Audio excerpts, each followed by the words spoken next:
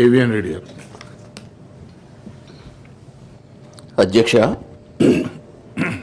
ఈరోజు మన గౌరవ డిప్యూటీ చీఫ్ మినిస్టర్ గారు ప్రతిపాదించినటువంటి తెలంగాణ తల్లి రూపం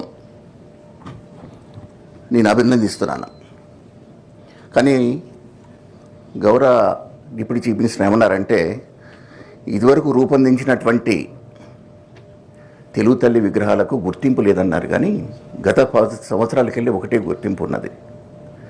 కానీ ఇది భారతీయ జనతా పార్టీ అభిప్రాయం కాదు, నా సొంత అభిప్రాయం. ఇంతకుముందు ఎన్నో విగ్రహాలు వచ్చాయి తెలుగు తల్లి గురించి, కానీ కంపారిటివ్గా పోల్చితే మాత్రం ఇది చాలా గొప్పగా ఉందని నా అభిప్రాయం. దానికి కారణం ఏంటంటే, ఆ రూపశిల్పిని మనం సభాముఖంగా అభినందించాలి.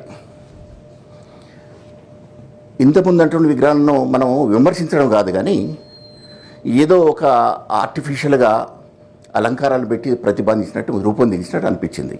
నాకే కాదు, చాలామందికి అనిపించింది. కానీ ఈ తెలుగు తల్లి విగ్రహం మాత్రం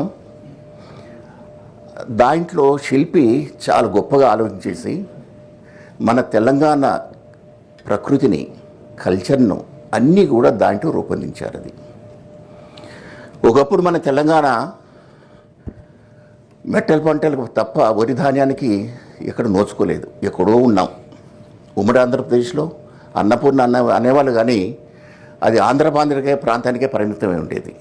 కానీ ఈరోజు దేశంలోనే వరి ధాన్యం ఉత్పత్తిలో అగ్రగామిగా నిలబడిందంటే అది మన అదృష్టం. ఒక చిన్న రాష్ట్రం అయినప్పుడు కూడా ఒక కంపారిటివ్గా ఒక వరి ధాన్యం ఉత్పత్తిలో అగ్రస్థానం చేరుకోవడానికి ఏ ప్రభుత్వం కావచ్చు, ఈ ప్రభుత్వం ఆ ప్రభుత్వం అనేది, కానీ ఆ నాయకులు కావచ్చు, వాళ్ళందరూ కూడా ఎంతో కష్టపడి ఈరోజు మన తెలంగాణ రాష్ట్రాన్ని సస్యశ్యామలం చేసినారు. ఇంకోటి ఏంటంటే, ఇంతకుముందు డిప్యూటీ చీఫ్ మినిస్టర్ గారు అన్నారు, ఇప్పుడు అధికారిక గుర్తింపు లేదు ఏ విగ్రహానికి అన్నారు. అది అంత నిజం కాదు.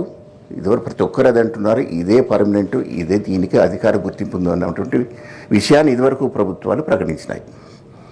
మళ్ళీ ఇప్పుడు ఒక దాన్ని ఏం చేయాలంటే నిర్ణయం చేసుకొని, ఇక ముందు ఏ గవర్నమెంట్, ఏ పార్టీ అధికారంలోకి వచ్చినప్పుడు కూడా ఈ తెలుగు తల్లిని మార్చకూడదు అనేటటువంటి నిర్ణయాన్ని తీసుకొని అమలు పరచాలంటాను నేను.